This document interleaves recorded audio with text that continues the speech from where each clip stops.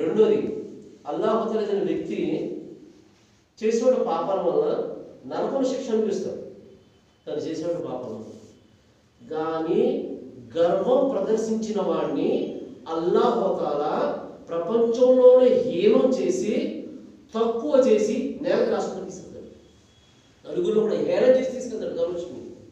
ఎన్నైనా చూడండి, మీరు ఎంతమందిని చూడండి, ఒక ముస్లిమే కాదు ఏ జాతిలో చూడండి, గర్వంతో విర్రవీగు నుండి అల్లాహ్ తఆలా నేల రాకేస్తాడు.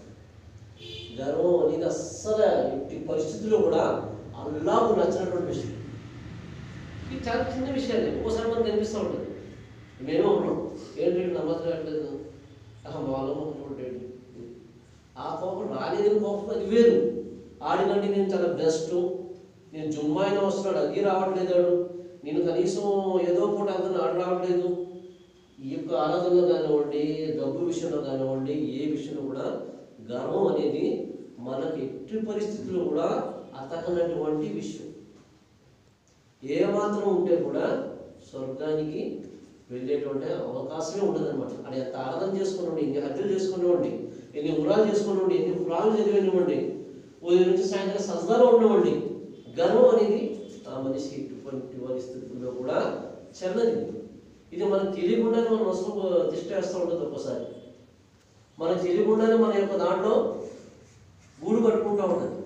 దీన్ని మనం ఏం చేయాలంటే నేనేం లేదు, అల్లా ముందు నేనంతా, అల్లా ఇవ్వడం బట్టి నాకు ఇది లేకపోతే నేనంతా అని చెప్పి ఎవడైతే మనసును దాన్ని ఏం చేసుకుంటాడో అల్లా వాడి యొక్క ఉన్నతమైన స్థానాన్ని తీసుకెళ్తూ ఉంటాడు.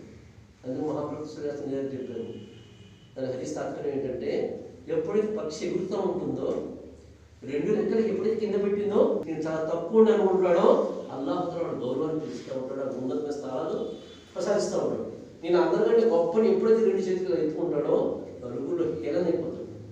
బయటికి చెప్పకుండా ఆడు వెళ్ళిపోయిన తర్వాత ఈడ ఎంతమంది బాగుంటుంది, ఆడు వెళ్ళిపోయిన తర్వాత ఈడ ఒక్కొక్కటి హేమన్నట్టు, పల్లెల్లో హేమన్నట్టు. ఎందుకు? ఈ గర్వం వల్ల అల్లాహ్ తఆలా దృష్టి తీసేస్తాడు. అది తల్లిదండ్రులు వినయం చేయకుండా ఏమీ చేయలేదు, అలాగే నమ్మాలి అన్నాడు. అది అర్థం చూడరాడు, వాళ్ళ అమ్మ నీ మాట్లాడి ఏమనలేదురా, తండ్రి గట్టిగా వేసేసరి ఏమన్నాడురా, మరి ఏదో కోపంలో అయినా సరే సర్దుపోతాడురా, మనిషి గౌరవం ఇస్తూ ఉంటాడు. కాబట్టి ఎప్పుడు కూడా మనం ఏ విషయంలో గర్వం కానీ ఏ విషయంలో ఇదిగా చేయకూడదు. ఇది చిన్న విషయాలు.